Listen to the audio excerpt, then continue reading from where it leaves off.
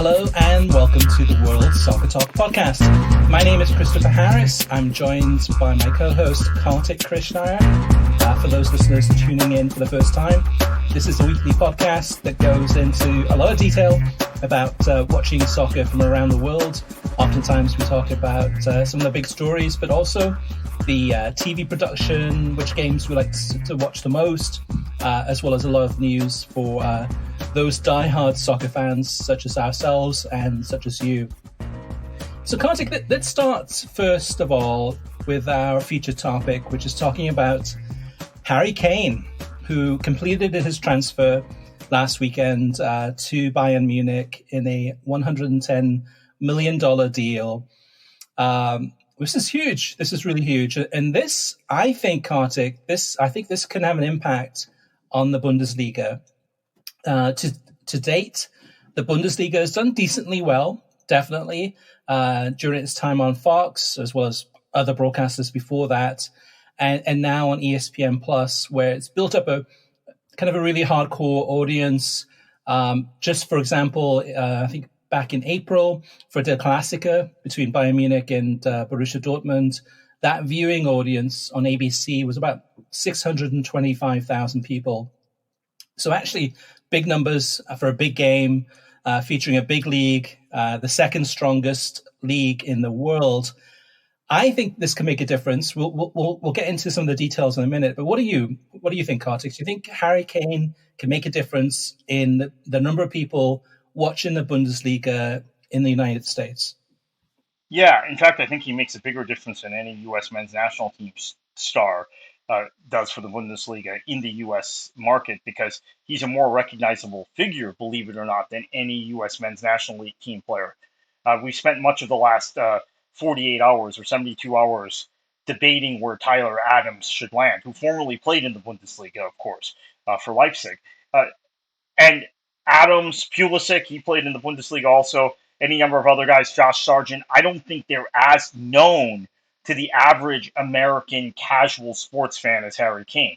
Then I think you have a hardcore Premier League audience that is more connected to Kane than maybe any other player currently. I think he's the most omnipresent Premier League player of what we would call the NBC era on broadcasting the Premier League. I mean, I think this NBC, they did a great job this past weekend, but I think that there has to be some concern, maybe slight concern, about one of the guys they've really built their coverage around, and maybe the most consistent person they built their coverage around outside of managers, right, outside of the Klopps and the Peps and the Contes and the Peps, and the Pochettinos leaving the league. So I think that that's an opportunity. I look at the numbers, right? You mentioned 600,000 viewers for Der Klassiker on ABC. Toward the end of last season, a match that ended up being decisive in the title race, which was decided by goal difference, right, between Dortmund and Bayern, Bayern winning on goal difference. And I look at those numbers, and I look at Premier League numbers, and I also look currently at Women's World Cup numbers, right, which have been very good, even after the U.S.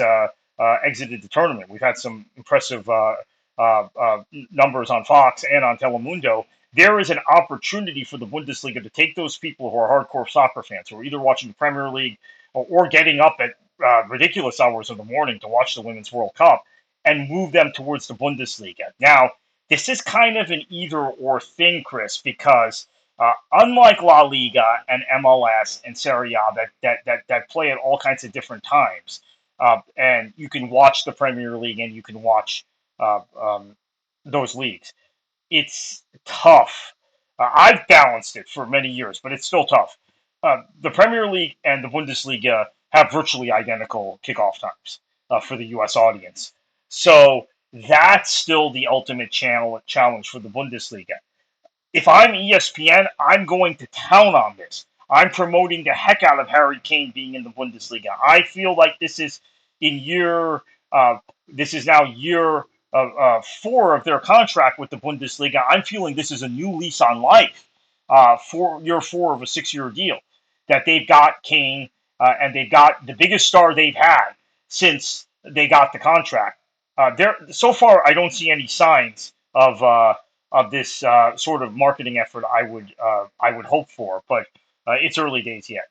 Yeah, in the background, I can already hear the emails being written and the tweets being tweeted to us because Kartik, with you saying about that you think that Harry Kane will basically make more of a difference than Christian Pulisic when he was at the Bundesliga with Dortmund.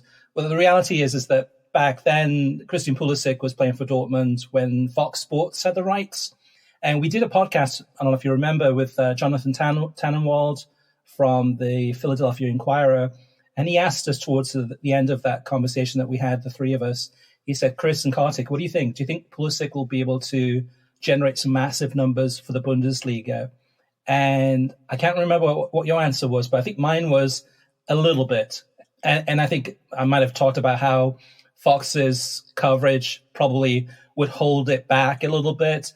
But the reality is definitely, I agree with you, Kartik, is that Harry Kane can make more of a difference. And partly because, yes, you're right. He's taken all the Premier League fans. So all the Premier League fans or fans of Premier League clubs will know about Harry Kane now playing in the Bundesliga.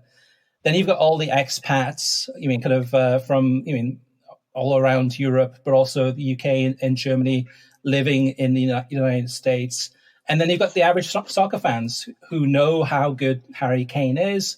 To you and I, Kartik, for the last 10 years, to me, he's the best English Premier League, Premier League striker or player in that league. So this makes a big difference. And one other thing with this too is that with World Soccer Talk, the website, a lot of our content is focused around TV schedules and information about how to watch the games. So we can see firsthand how much of a difference Harry Kane makes, if any. And from this past weekend, what we saw was with the German Super Cup between Bayern Munich and RB Leipzig, is it did have a big impact in terms of the number of people coming and trying to find out more information about how to watch the game, what channel was showing it, what time was it going to be on. Far more than De Klassiker. Far more than usual, at least for the Bundesliga. So those are all positive signs, but it does go back to your big question, Kartik, which is ESPN. Are they going to be willing to do it? But from a marketing perspective, what are they going to do to make a difference to capitalize on this? This is a huge moment in the history of the Bundesliga. This is the biggest Bundesliga transfer of all time. This is arguably the number one English player from the Premier League in the last 10 years. What is ESPN going to do to take advantage of this, to try to grow that audience? Now that German Super Cup Cup game is done, what are they going to do next? Yeah, that's the big question for me. In fact, I would argue that he might be the best Premier League player, period, of the last 10 years. I think there's some other candidates of players who have been in the league a long time, like Kevin De Bruyne, who's now injured, by the way, and Mo Salah has been in the league, for 6 years now, but then before with Chelsea also. But at least the player who's continuously been in the Premier League, I think he was the best player. So that gives ESPN an opportunity, right? They have constantly been in this position with the Bundesliga, trying to market the ambiance, trying to market the culture, which I think is really special, right? German culture, German football culture, and German culture in itself is very unique. And it is the supporters' game in Germany. You could say in England and places like that, the oligarchs have taken over. The big money has taken over. That's not the case in Germany. So they've had these different angles to market with 50+1, with some of the players that might be recognizable to some of the audiences. But the reality is this, right? Germany has been poor in the last couple international tournaments. The Bundesliga has developed a lot of good players for other countries. Switzerland has been actually good, they've actually advanced further. This is an unbelievable statistic, Chris. Switzerland has advanced further in the last 3 international men's tournaments than Germany has. Actually, they advanced further in the most recent women's tournament, too. And most of those Swiss players were reared in the Bundesliga, but they've all been sold on. Most of them end up getting sold on to the Premier League or La Liga or wherever. So there's been a difficulty in marketing players. Lewandowski didn't quite have. He probably would have been the closest thing to a superstar. He didn't have that cachet. Jude Bellingham is fantastic, but wasn't as familiar to audiences because he was young and he had come directly from the Championship, right? He had never played in the Premier League. So this is a unique opportunity, I think, in actually the Fox slash ESPN era, since Bundesliga has been off of Gold TV. The Bundesliga, I'm also going to say this. We're talking about who's the next guy to go to Saudi Arabia, who's the next guy Chelsea will sign, who's the next guy Real Madrid's going to tap up, how many guys are going to leave Serie A and La Liga to go to the Premier League, right? There's a constant flow of players in these conversations. For the Bundesliga, Harry Kane is a one-off. Bayern will never spend this much money on a player again, and no Bundesliga club will spend this much money on a player again. It's a one-off. So it's kind of like Messi to MLS in that sense. They have to make the most of it. And if they don't, well, maybe the Bundesliga should be looking for another partner in the U.S. I hate to say that because we're big fans of what ESPN does, but I think this is one of those moments they've got to really put up. Yeah, to me, Kartik, the Bundesliga is the hardcore of the hardcore soccer fans.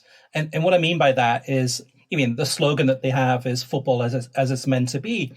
And that's true because, the supporters' fan base, kind of the supporter-owned clubs or the involvement of supporters owning parts of those clubs, and the football on display, how modern the stadiums are, so on and so forth. The whole experience of going to a game, watching the game.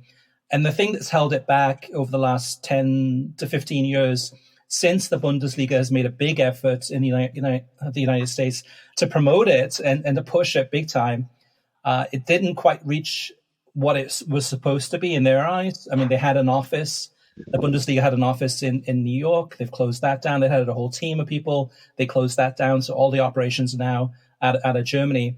But I think the thing that was holding it back was Bayern Munich because they kept on winning the title every year. It was kind of a running joke. Okay, oh gosh, here we go. No matter how good German soccer is, Bayern always win. And that's the thing right now. I would say actually Bayern Munich, even with Harry Kane, are in a very troublesome position. They don't look good. Defensively, they looked really weak in the German Super Cup. And I'm sure they'll get more players, or they'll get probably a better goalkeeper perhaps, or they'll build the strength of this team. But they're going to have a difficult season this season, even with Harry Kane. Harry Kane will make a big difference, but this is a Bayern Munich that is susceptible to other teams. And we saw how good RB Leipzig was. We've seen Dortmund can be good. Defensively, they still always have holes. We've seen Cologne. We've seen, Freiburg. We've seen lots of different teams. FC Union Berlin that really have done a really good job of kind of really closing the gap. And that gap's getting narrower, but it still has not been circumvented. So I really do hope that this season, that even with Harry Kane on Bayern Munich, is we have a title race again, just like we did last season, because that was one of the most exciting title races of the European calendar last season, coming down to the final seconds of the game. I mean, that reminded me of Man City winning it against QPR on the final day with that Aguero goal. It was that exciting. So all the things that are in place for ESPN to make this a hit, to really grow that audience. They've got all the ingredients they could possibly want. Now the big thing is, okay, what is ESPN going to do? And I think, Kartik, part of this too is like ESPN may say, okay, they would probably say, hey, Chris and Kartik and listeners, look at this weekend, for example. The Bundesliga is having a game on ABC. It's the Borussia Dortmund against Cologne game on Saturday. That's on ABC, ESPN Deportes, and ESPN Plus. That's big news. The other big news, which we broke a couple of weeks ago, is that ESPN Plus is going to have a Bundesliga whip-around show. And that's going to be on Saturdays in that 9:30 to 11:30 a.m. Eastern time block. But going back to what you said, Kartik, the biggest struggle for the Bundesliga is the Premier League. And you and I are hardcore fans, and I think we would agree that the Bundesliga is the hardcore of the hardcore. And probably in many ways we have a lot of allegiances to watching the Bundesliga because we know it's one of the best.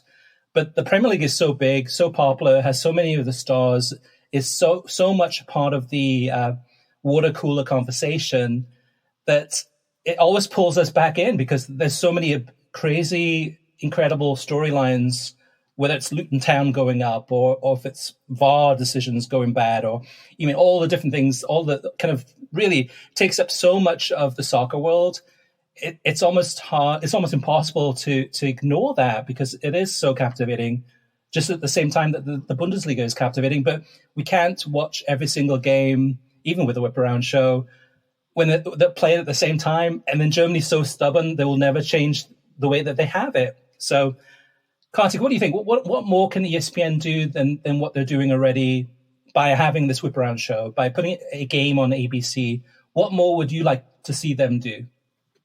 So in terms of the Premier League's popularity, I think part of it has to do with the managers, right? They've now had Pep and Klopp there for a long period of time, although both came from the Bundesliga, right? That's another thing to consider. But they weren't marketed in the same way when they were in the Bundesliga. And Poch is back, which I'm really excited about. People who follow me know how thrilled I am about that. I just feel like I don't want to get too deep into it, but PSG was the wrong club for him and he's back where he belongs, coaching young players, molding a team the way very few people can do at his level. Right, he's one of the best, and obviously you still have some other high profile managers in the Premier League. So ESPN needs to start marketing the managers more. There is Tuchel being back in the Bundesliga. Tuchel is as colorful, controversial, and um, and I'm looking for the right word here, but he gives the best interviews. Right, you can sit and our friend Danny Higginbottom, who works for MLS Season Pass and has done Premier League games for NBC and of course played in the Premier League. He said that about Tuchel. Right, you could just listen to the guy for if you're a tactical nerd like I am, or you love football, you could just listen to Tuchel with your eyes closed for 10, 15 minutes, talk about the game.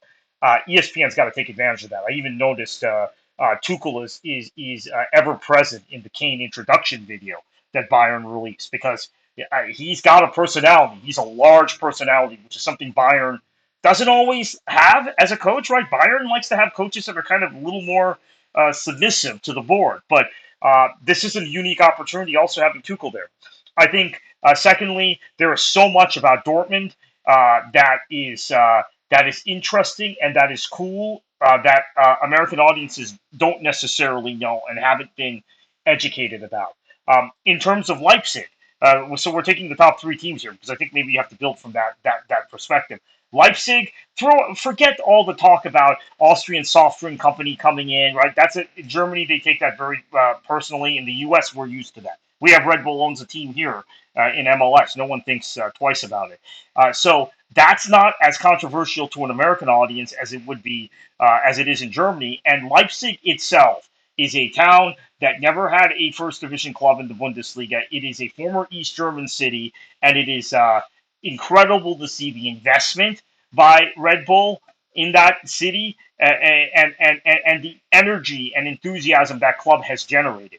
These are the sorts of stories ESPN needs to be telling. And you know what? I thought they were going to tell them when they got the Bundesliga. Remember, right off the bat, we had a great Sports Center feature on Gio Reyna. That's the American angle. And Haaland was interviewed in it and called them the American dream. And then they did a couple pieces on the culture of the Bundesliga, the Hamburg derby, right? Hamburg versus St. Pauli.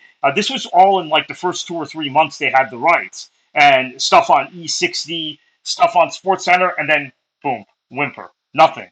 And we're now 4 years into the fourth year of the deal, and it's just almost like they've mailed it in, and they're doing the bare minimum. So there's a lot. Those are some suggestions right there, what I just said, but they could do a lot more. Player features, they're interesting players in the Bundesliga. They're interesting managers. They can build up the profile of those people, and start with Tuchel because those of you who didn't know Tuchel, I followed Tuchel when he was at Dortmund, so and at Mainz, so I knew him well because I followed the Bundesliga.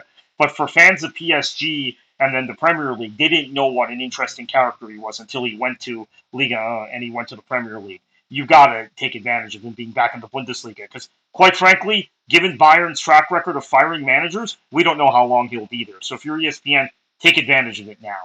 So personally, I don't think it's ESPN mailing it in, but they definitely, I think, have taken the foot off the pedal, and it just seems to be kind of they're in auto drive, right, or cruise control, where they're showing all the games on ESPN Plus and giving it some coverage here and there. The one area I would say that they've improved upon a lot, and I really enjoy it, is Archie Rin-Tut and his, whether it's pre-match or halftime or post-match interviews with the managers or players. And he's fantastic on camera as far as what he's talking about, and it really pulls you in as a viewer. But Kartik, I have a question for you. Who is the face of the Bundesliga in the US? Basically, in terms of TV coverage, streaming coverage, really. Who is the face of the Bundesliga? It's either Derek Ray or Archie Rin-Tut. I think it might be Archie Rin-Tut. Now that you mention him, I mean, I was thinking it was one or the other, but I think you may have just made the case why it's him more than Derek Ray at this point. But it's one of those two in terms of commentators. So I think Archie Rin-Tut is fantastic. He's one of the best sideline reporters. I've never been a big fan of sideline reporters because they add so little value. However, I would say that Katie Witham on MLS Season Pass has been fantastic for these Messi games. Archie Rin-Tut has been incredible for the Bundesliga. But I still don't think that Archie is the face of the Bundesliga in the US. I would say it's Derek, but Derek's calling a lot of the games. He's a commentator. Oftentimes he's behind the scenes. You hear his voice. So recognizable. So I think that's part of what ESPN needs to figure out, is that's part of what they're missing. Who's the face of the Premier League? It's Rebecca Lowe. Who's the face of MLS Season Pass? I would say it's Taylor Twellman. Who's the face of La Liga? It's probably Ian Dark, you could say, who again is a commentator. But when I think about the Bundesliga's coverage on ESPN in the US, who is the German expert? You mean who is in that studio in Bristol, Connecticut? Who is the expert on the Bundesliga? And oftentimes, right, Kartik, it would be probably Stuart Robson or Don Hutchinson. Yeah. So it was remote. It was Don Hutchison, and I think Hutchison now is more focused on Serie A, because what happened is when ESPN lost their Serie A rights, the people who covered Serie A disappeared from the channel. So Hutchison on ESPN FC seems to be much more focused on giving some sort of Serie A angle. And talking about Serie A, because I mean he can do Bundesliga too, which he used to do, as we talked about. But he did the Bundesliga back in the day when Fox still had the Bundesliga rights. So it feels like Don is the guy that can fill in a league they don't have the rights to. Yeah, so I think Stuart Robson certainly adds that. And again, Jan Arda Fjord, who also knows the Premier League very well, played had several seasons he played in England. I think they lean on him for Bundesliga expertise as well. But none of them have necessarily the high profile associated with the league directly, because all three of those guys I mentioned, they're still on there to talk about other things. And Hutchison, as I said, the last few years has veered towards more Serie A and obviously the Premier League. We know he works for Premier League Productions. Even he's on Goal Zone, or not Goal Zone, whatever that program is, that they Goal Rush every week. Yeah. So they don't have anyone really directly identified with the product other than the two names we mentioned. Yeah, and definitely our friends listeners to the show, also Kay Murray. Kay often's in the studio giving as a presenter. You might have Craig Burley there. You might have Steve Nicol. You might have a couple of different people presenting the Bundesliga. But then Kay's also doing many other things too. She might be doing La Liga, kind of sharing the seat with Dan Thomas, who might be doing other big games that weekend. But I think at the end of the day, that's what we're missing with ESPN, to me at least, is that investment where they say, you know what, CBS Sports has done it. They've taken their crew and put them on the road, and we put them at the stadium, pitch side. NBC's done that for years now. I would like to see, and Serie A, they've done it with Serie A. CBS has done that with Serie A. I would like to see ESPN make an effort like that. if Kay is going to be the presenter and the expert on the Bundesliga, is she the face of the Bundesliga? Or is there a German American or a German that speaks really good English that's going to be that face, that's going to be that someone that's really, really captivating? We want to listen to that person. You want to learn more about the league through his or her words. I'm not seeing that. I'm not seeing that at all. And I think that's a big difference. And that's, to me, that's what they should be doing with this, is taking advantage of this Harry Kane situation and say, hey, you know what?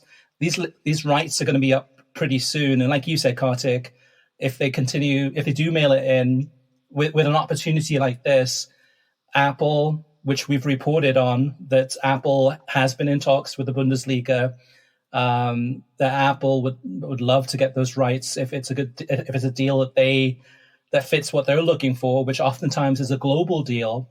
But yeah, I think this is a huge opportunity. At the end of the day, Kartik, what I think needs to happen is there needs to be a clone of Derek Ray. And Derek can be on both sides of the Atlantic, right? He's calling the games. He's in Germany. If you follow him, him and Archie get so much into the German culture, and it's educational. It's fun. It's informative. They do some great social media. But we need to see a clone of him or someone like that, Rafa Honigstein or somebody, move to the US and be that face and name and really, really try to do a slam dunk. I'll say one more thing, Kartik, on this one, is out of all the leagues, it's interesting. So if the Premier League, if it's a big game in the Premier League, Chelsea, Liverpool, and there's a goal, right? Within a few minutes, sometimes within about 20 minutes, sometimes there's a little bit of a delay on purpose, but NBC Sports soccer Twitter account will tweet out that goal. Same thing, well, MLS, it's usually within like a minute after a goal is scored. Messi scores a hat-trick. Within a minute, you'll get that clip on Twitter, so on and so forth through all the different leagues and competitions. The Bundesliga, nothing. So the Bundesliga channel doesn't, on their Twitter account, does not post the videos, goal highlights. Neither does ESPN FC, who has the rights to the German league. They're not posting anything there. Neither does ESPN Plus. They're not posting anything there. So if something incredible does happen, Harry Kane scores an amazing goal, on social media, for the most part, it's going to be silent. You might see some bootleg clips, video clips shared that might be taken down within minutes because they're not the official actual clips. But I think that's something that needs to change. And ESPN needs to talk to the Bundesliga and say, hey, we want to promote this too. We want to grow that audience. But whatever's happening right now, whatever the reason is for them not posting those clips, it's short-selling the league because you're not able to actually get that social media explosion that you did. When you see Messi score, I mean, Harry Kane is a world-class player. Those goals should be all over social media if he scores a big goal in a big game that's meaningful. Yeah. So we'll see if they make any tweaks to this, because here's another frustration. They do cut the highlights, they do put them out, but Serie A does it quicker. La Liga does it quicker. So last season, I can't watch every game. Where are those Bundesliga clips though? Because I can never find them. I guess I find them on Google eventually, but there you go. Okay, see, I think you just said it. Really, I said, okay, I watch all three, and they do cut the highlights. But I will get on my YouTube, and it knows the algorithm for me. So I get on my YouTube, let's say 3 o'clock on a Saturday Eastern time. I got whatever Serie A game matches have taken place. They are the first things in my queue. Not because I put them in my queue, but because Serie A has already cut the highlights, and YouTube knows Kartik wants to watch Serie A highlights. So I'm there, right? And it's the extended clips. They know I want the extended highlights. The Bundesliga stuff will show up like a day or two later. So I said they eventually do get them out, but I see the Serie A stuff first. I see the La Liga stuff first, second, and then maybe I watch the Bundesliga stuff. Maybe I don't. Now, granted, I'm watching more Bundesliga live than I am La Liga. Serie A, I watch maybe about equal amount live to Bundesliga, but I'm seeing Bundesliga. I'm seeing Serie A clips first, and they got Harry Kane in the league now. They can't do that. The other thing is on Twitter, the Bundesliga itself is a lot more. Conservative is the wrong term, but it's the only thing I can think of. They are a lot more reserved in how they put things out. Now the Premier League is too, but the Premier League has just this huge media machine covering it around the world. I notice clubs from Serie A and from La Liga are much more aggressive in putting things out. Uh, Actually, I should say from La Liga in particular than Serie A. There are some clubs that do well from the Bundesliga. I would single out Eintracht Frankfurt. They do a particularly good job on Twitter. They do a particularly good job with the communication with English language media in the United States and people like you and me. Mm-hmm. But Wolfsburg. I just think, yeah, Wolfsburg's very good too, right? Yeah. But I think that there are these huge holes. And I thought this was all going to get tidied up with them being with ESPN. You know, in hindsight, maybe we're very critical of Fox on this show. We're very critical of Fox on this site. I had blamed Fox for a lot of things that I now see are actually Bundesliga problems and not Fox. Were not Fox problems in hindsight. Yeah, but out of all of the different leagues out there, I would say the Bundesliga historically in the last 10 years of us covering, all the European leagues as closely as we do, the Bundesliga has been the best one at outreach, kind of reaching out to us, inviting us to go to Germany to see the games in person, in terms of interviews, in terms of videos. So those types of things from a PR perspective, from a journalistic perspective, they've done better than probably all the other leagues combined in terms of what they're doing to try to promote the league. So I don't know. There's probably something in between. Well, actually, I think part of the issue, Kartik, is La Liga. I think if ESPN Plus or ESPN had not acquired the rights to La Liga and they had gone elsewhere or had stayed with beIN Sports, I think it'd be a different story, because what's happening is that La Liga is maximizing so much of the coverage on ESPN FC, The Daily Show, as well as on social media. All of the investment that they've put in, number of talent, sending people to Camp Nou to call games from the stadium, having a studio outside in the parking lot outside the stadium. They've gone there a few times. But to me, I don't see that much of a difference with La Liga's popularity in the United States. If anything, it's dipped down or it's plateaued. So to me, at what point does ESPN say there's nothing more that we can do to try to manufacture an audience for La Liga because it's not working? Maybe we should concentrate on the Bundesliga. I would think we might be at that point, right? Messi is not in La Liga anymore. Ronaldo is not there. Neymar is not going back. Mbappe is not going there this year. And Mbappe signing another contract extension with that PSG is bizarre. Perhaps he doesn't really want to play for Real Madrid because this is now 3 times we've been on the brink and he hasn't gone. So these are all factors, I think, in La Liga. The timing being, it would have been fantastic if they'd been on ESPN 6-7 years ago, but they were stuck on BN, and that was an era when I think La Liga, by the way, was clearly the #1 league in the world, and in the U.S. It fell further and further behind because of who their television partner was. And now you've got Harry Kane in the Bundesliga. I think you have a Bayern side that, in my opinion, in Europe will be more competitive this year than Real Madrid and Barcelona. Real Madrid without Benzema and having not gotten Mbappe and an aging midfield, although obviously Tchouameni, Camavinga, and Bellingham played in the game against Bilbao the other day against Athletic. But I still think they're going to be a work in progress. I think Dortmund are going to be fairly good in Champions League. And I think Leipzig could be good in Champions League. I think Leipzig ended last season as the best team in Germany, even though they finished third. They were way behind, and they closed the gap late in the year. And then they've started this year beating Bayern 3-0. So there's a lot to market, but they are not going to move off of La Liga because, Chris, you and I know this well.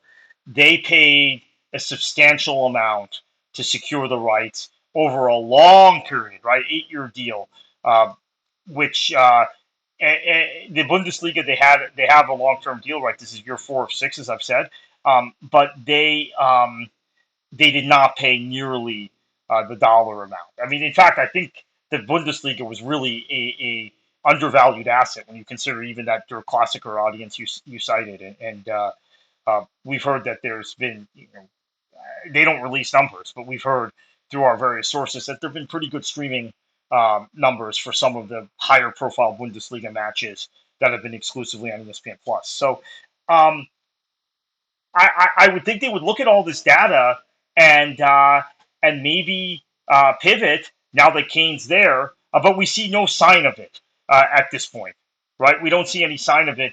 However many days after Kane, what is it now? As we record this, like 5 days after Kane signed at Bayern, and La Liga season started. A lot of hype on ESPN, building it up. That's great. Was glad to see Ian Dark and Maka calling the Bilbao match the other night. Um, but yeah, I mean, I think you're right. La Liga is why. Because I just to summarize, I said ESPN came out like gangbusters the first 3 or 4 months. Gio Reyna, Erling Haaland, FC St. Pauli feature. All this cool stuff they did in the first few months. The intervening event that I forgot about, Chris, and you pointed it out, was they then acquired the Bundesliga rights. That was toward the end of the first the La Liga rights. That was toward the end of the first season they were covering the Bundesliga, and their priorities shifted as a result. We will be watching, absolutely. The Bundesliga season starts this Friday on ESPN Plus with a game against Werder Bremen, against Bayern Munich, and then, of course, on Saturday, like we mentioned, the Whip Around show, which I'm really looking forward to. That's going to be called Goal Arena, and that will be just really, really interesting to watch. And then, of course, at 12:30 Eastern time on Saturday is the game between Borussia Dortmund and Cologne, and that one's live on ABC, ESPN Plus, and ESPN Deportes. All right, let's move on to Listener Mailbag. First up is Glenn. Glenn says Premier League time slots are 2.5 hours apart, so there won't be any overlap issues. It just means less time for NBC's pundits to expound between games. Not a big loss, he says. And I think that's a good point, Glenn, about the overlap. Is maybe we exaggerate. Well, we didn't, not on purpose, but maybe there was a bit of exaggeration where we thought it'd be a big issue. There will be games on USA Network more so this weekend, so maybe we'll see whether or not those lengthy delays, added time makes an issue. But maybe it's not going to be as bad as what we first thought. Next up, to talk about ratings and talking about Apple and MLS Season Pass and other leagues and broadcasters. And are TV ratings a big deal anymore? And if you're not watching full games, can you consider yourself a soccer fan? Well, Mercator says businesses go through cycles. Apple and MLS are in growth mode. They aren't going to be making cash anytime soon. They are burning cash to get interest and growth. And that is global impressions. The current TV operators and many current leagues are in milking mode. They have scale, they have dominance. Now they overcharge you, and so their focus is on profit and losses, not impressions. MLS owners worrying about subscribers would be like the NFL owners worrying about ticket sales. It's a proxy for interest, but the real money is not made on tickets or TV revenue. It's made in the club going up in value. No one is interested in a business that kicks off $5 million a year. Buy a car dealership if you're good with that. MLS owners are in a different league. They want their $50 million club to be a $5 billion club. Kartik, that's an excellent point about valuations of clubs, and that's something we really haven't dived into a lot on this podcast in the past. But it is one of those things that, for example, I mean, with MLS being a single entity, and if the valuations of these clubs do go up, so now we're talking about we're up to 30 teams, or 29 teams in the league, 30 will be San Diego. Of course, there's talks about Las Vegas possibly is 31, but how much would Las Vegas have to pay to actually get into MLS? And with Messi now in the league, that valuation would be higher. So San Diego paid roughly $500 million. So maybe the valuation for Las Vegas could be, say, I don't know, $700 million, maybe even higher. And all that money goes into the league and back to those the owners. who have a share in Major League Soccer as being part of that single entity. So maybe at the end of the day, Kartik, having Apple and Tim Cook retweeting Jorge Mas's comment about how great MLS Season Pass is going and how they've been able to double the number of subscribers since Messi has joined the league, without mentioning what that number is, and then Jorge Mas talking about how I think more than 50% of the subscribers watching Messi games are Spanish language broadcasts of those games.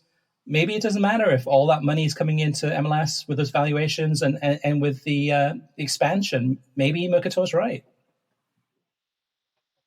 Yeah, that's possible, right? I think the attendance and concession revenue, parking revenue, all this stuff that factors into particularly MLS game day revenue, because MLS with the lack of a huge media rights deal. I know we're talking about Apple over and over again, but it's not in the dollar amount anywhere near some of the other media rights deals. They need that income to sustain themselves.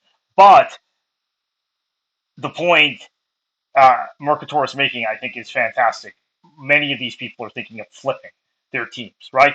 Flipping their clubs, raising the valuation. And once you raise the valuation, even if you don't flip the club, sponsorships, you're in a different conversation in terms of sponsorships, in terms of selling minority pieces of the club. We've seen this happen several times now with MLS clubs where, okay, the valuation goes up based on whatever metric Forbes is using or whatever analyst is using, and then you'll see 5% of an MLS club sold for what would prorated be 600 million, 700 million, when in fact the club itself was sold for 50 million at one time, right? Or 100 million, or was bought if it was an expansion team. So that's all very true. So another thing to watch in terms of that, in terms of what Mercator is saying, minority shares, minority stakes in clubs. And actually, I think this has gone underreported.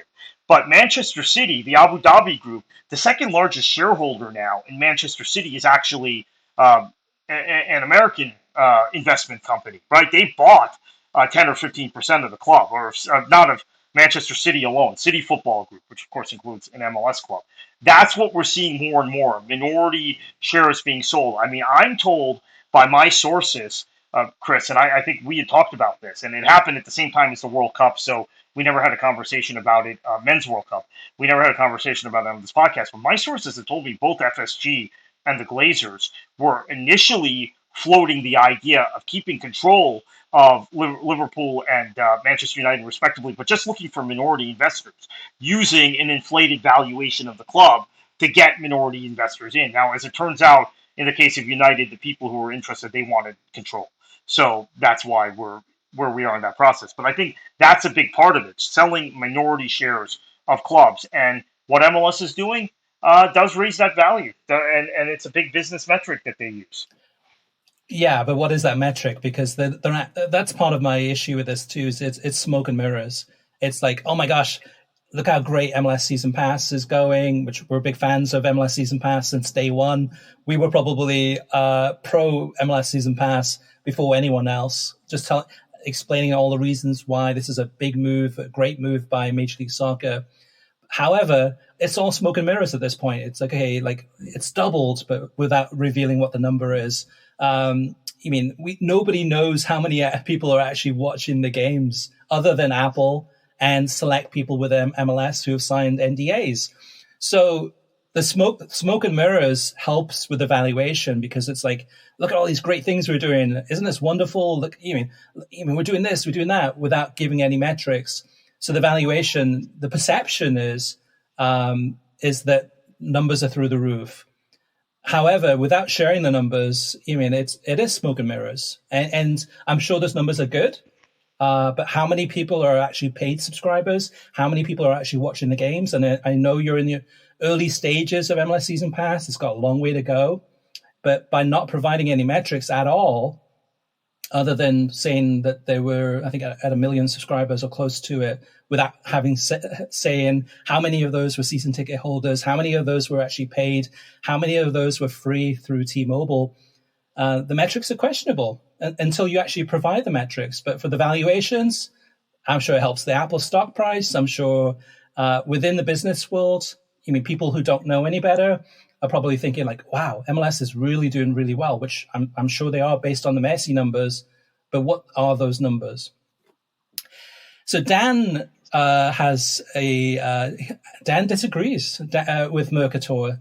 Dan says basically Mercator said that in this era, those numbers for TV viewing numbers don't mean very much. I disagree. While I understand what they're saying in regards to engagement, that's a far cry from support. More importantly, it's a far cry from leagues and teams being able to monetize support. Attendance and rights deals are where teams get needed income to continue operating. Viewership is critical to understanding real monetary support for leagues and clubs, not to mention gaining a genuine appreciation for the sport. People that engage and watch Messi see the full effect of the beautiful game. Clever passes, moves that freeze defenders, etc., etc. That's exciting stuff, and not seeing that is missing out when the payoff comes from the build-up. The viewership and attendance are critical for the longevity of the sport in the US. And we've seen that too also from valuations of .com companies in the past, a lot of tech companies, right? The valuations through the roof, or even in the sports industries, valuations are through the roof, and then they're out of business because they couldn't bring the money in to actually pay the bills, and ended up, from a profit perspective, not doing well. From a revenue perspective, not doing well. I'm not saying that's happening to Major League Soccer, but this is certainly some good points that Dan raises there. Next up is Women's World Cup. And Adolfo says, I was listening to your podcast, which is always a pleasure to listen to have a point of contention on the point made on the subject of Fox's coverage of Women's World Cup. You keep insisting anyone but them would do a better job. I'm thinking you were referring to ESPN. What is this love affair with ESPN? Their coverage of soccer is, and I am being generous, is adequate at best. No one on that network, in my humble opinion, stands out. Majority of them are literally a waste of airtime. Please do not get me started on Alejandro Moreno, the most annoying guy on the network. Instead of shredding Fox, you should put more praise. To Telemundo's coverage of the World Cup, which blows away anything any network does, especially with big events. So, Kartik, let me have you talk to the Fox and Telemundo point there in regards to what Adolfo said, and maybe I'll cover some of the why I think that ESPN is worthy of conversation for a potential World Cup or Women's World Cup in the future in terms of coverage. Well, actually, I was thinking of CBS or NBC when it came to the Women's World Cup. I don't think ESPN is in the position to even bid for this stuff. Now, things could be different in a few years, but I wrote a column for World Soccer Talk earlier in the summer where I actually ruled out ESPN for the 2027 Women's World Cup. I think it comes down on the English language site, the Fox, CBS or NBC, and my hope is either CBS or NBC win the rights. But yeah, I on Telemundo, I think they're fantastic. We are seeing now. I want to highlight what happened on the Thursday night, Friday morning game, the Spain-Netherlands match. We saw about 1.9 million viewers on Fox, which is a great number, right? It's a great number for any soccer match. It's Spain and the Netherlands, so it doesn't involve the United States. That is a really nice number. But we also saw 900,000 between Telemundo and Peacock, right? They released the Peacock numbers, which they sometimes do. That's an hint to Apple, by the way. You can release streaming numbers if they're favorable. So I see, Adolfo, English language audiences. This is my take on it, because I've watched a lot of this Women's World Cup on Telemundo. I watched a lot of the Men's World Cup on Telemundo, even though my Spanish isn't very good.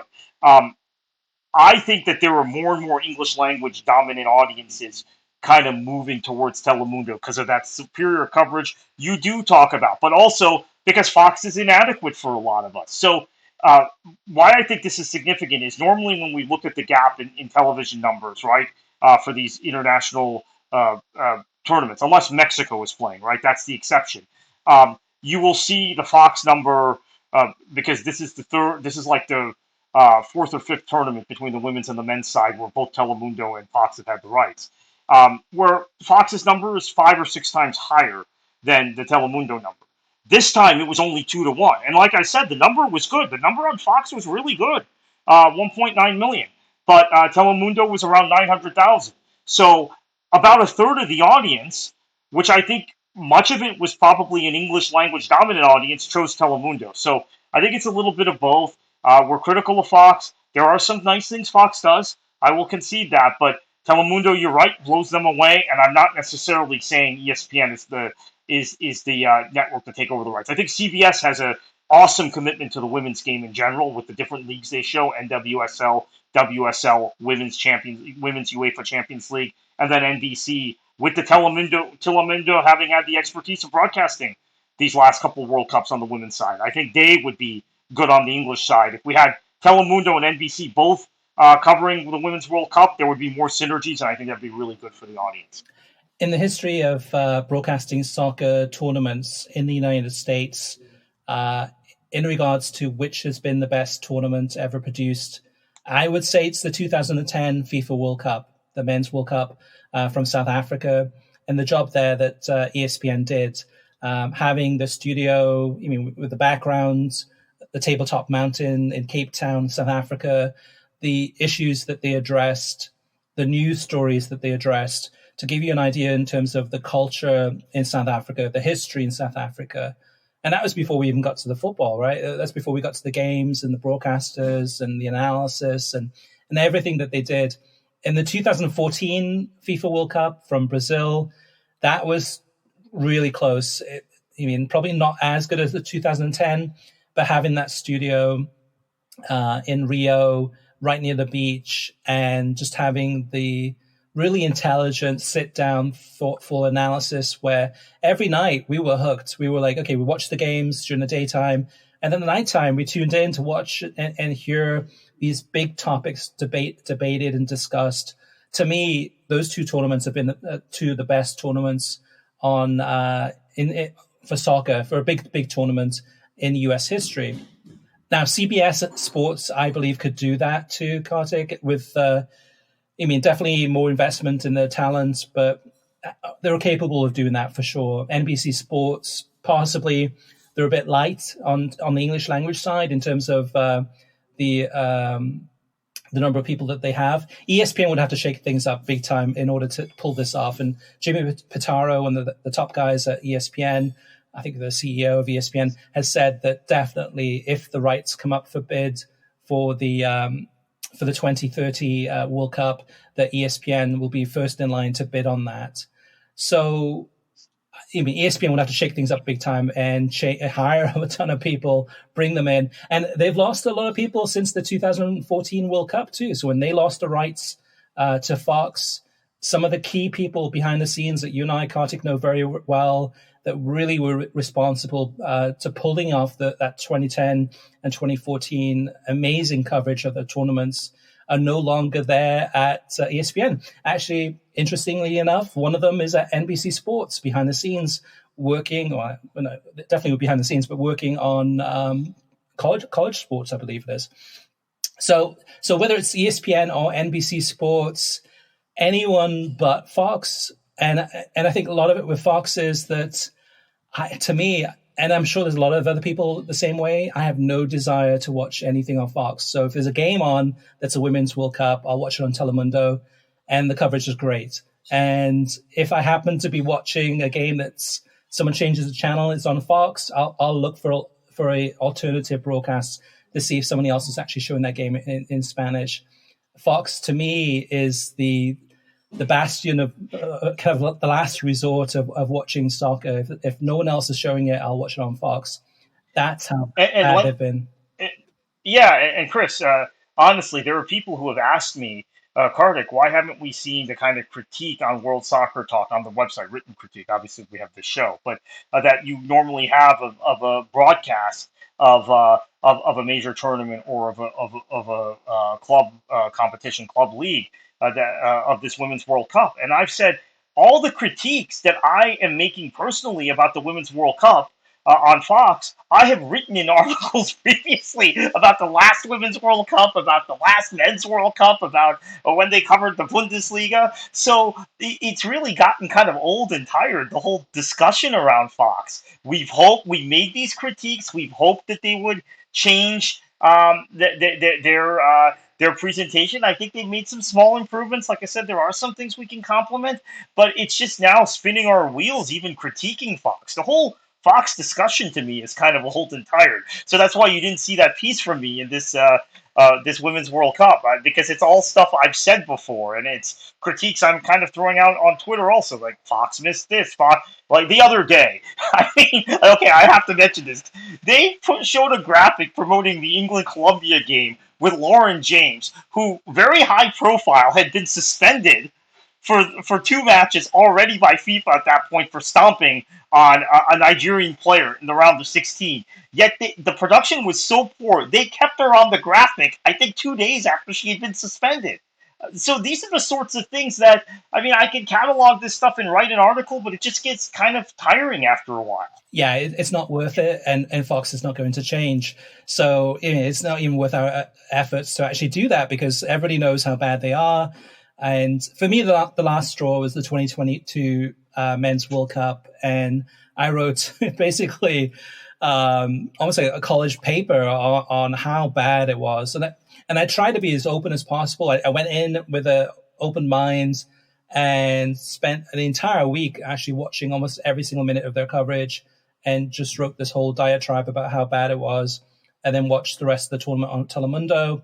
And for the Women's World Cup too, I think I've watched almost everything on Telemundo also, or Peacock, and plan to do so for this weekend for the Women's World Cup final too.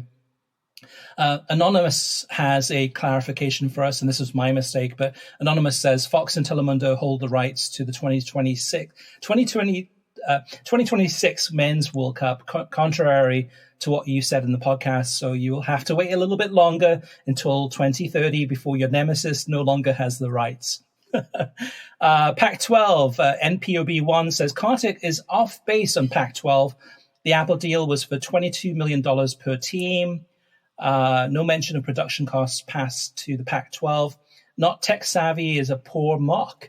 ESPN and Fox for Big 12 games gives many linear windows. Streaming costs rising. Look at ESPN Plus now. And yeah, all that's kind of true. I mean, I do concede that. I just think the Pac-12 deal that Apple was going to get, that deal with Apple would have cost. There would have been the production costs. We talked about this when MLS went to Apple, right? Those are in-house production costs you then have to manage. So that is a good point. But it was better than the deal that ESPN and ABC offered the Pac-12. The Pac-12, as a conference, opted to continue negotiations with Apple and reject ESPN, and that's when all of this happened. I think it could have worked with Apple. That's my opinion.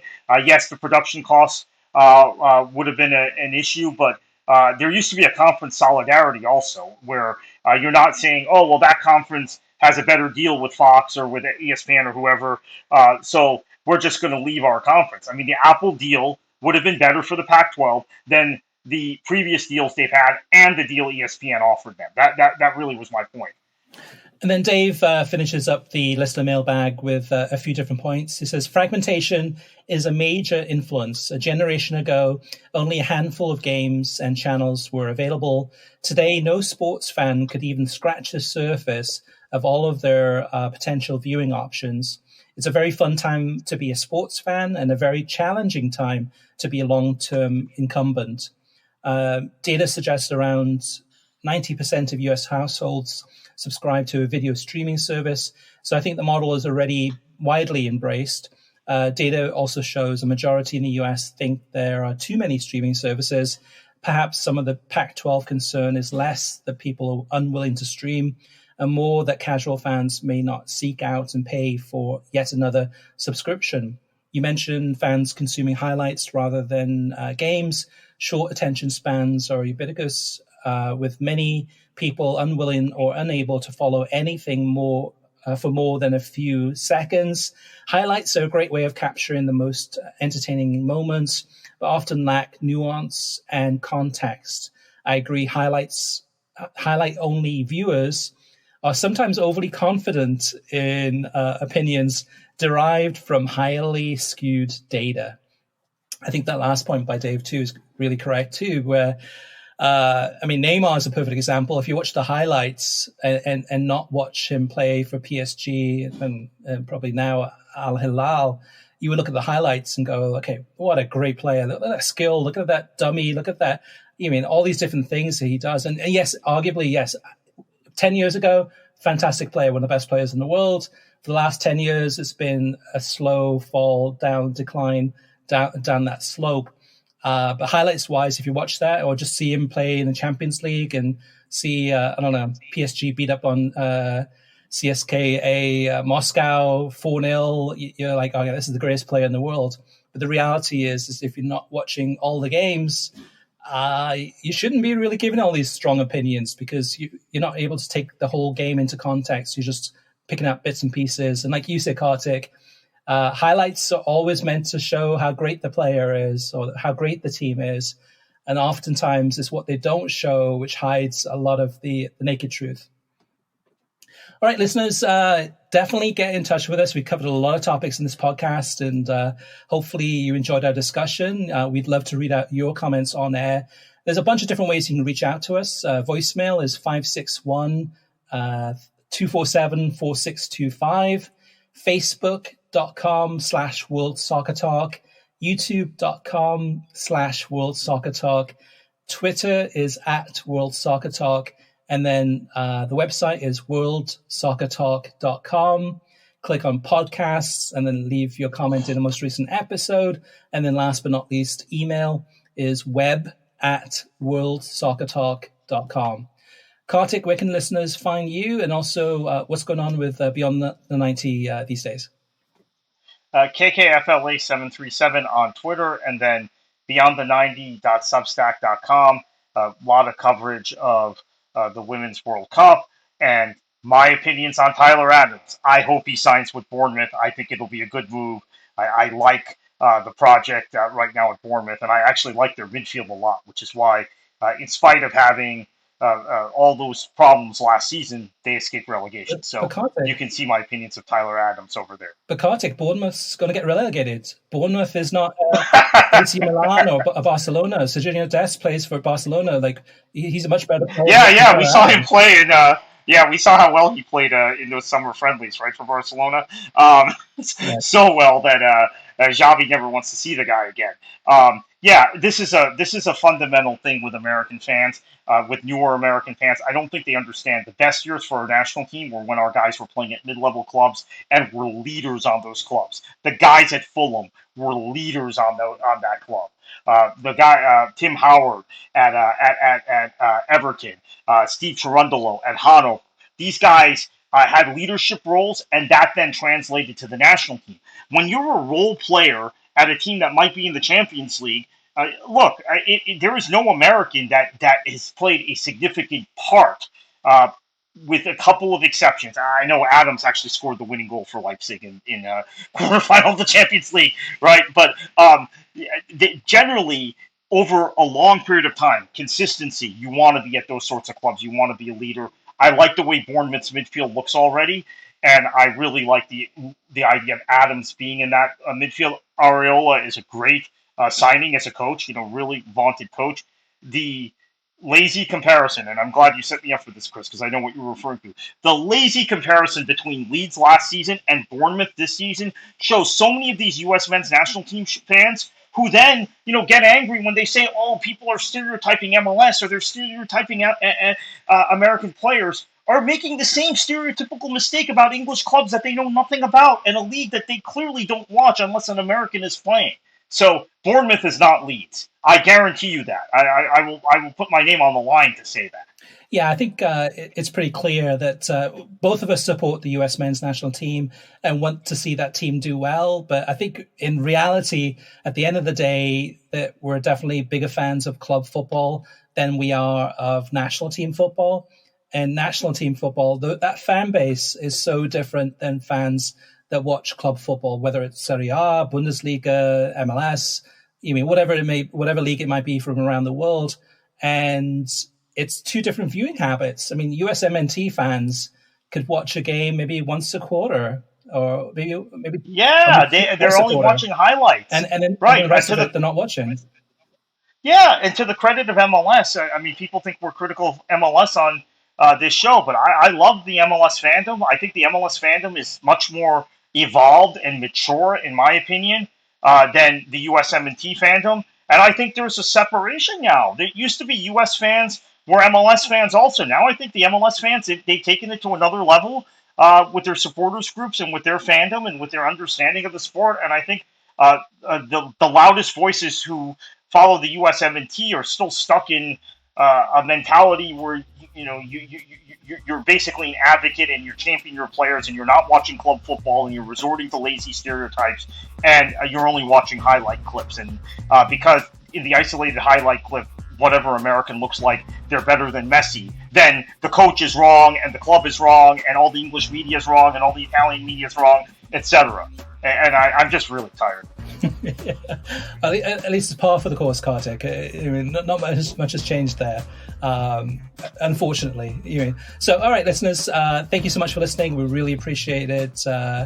And definitely get in touch with us. Let us know what comments you have on this podcast. We'd love to get your interaction. And Kartik, another big week in soccer from around the world. So many different things to look forward to, including the Women's World Cup final. Should be a great one.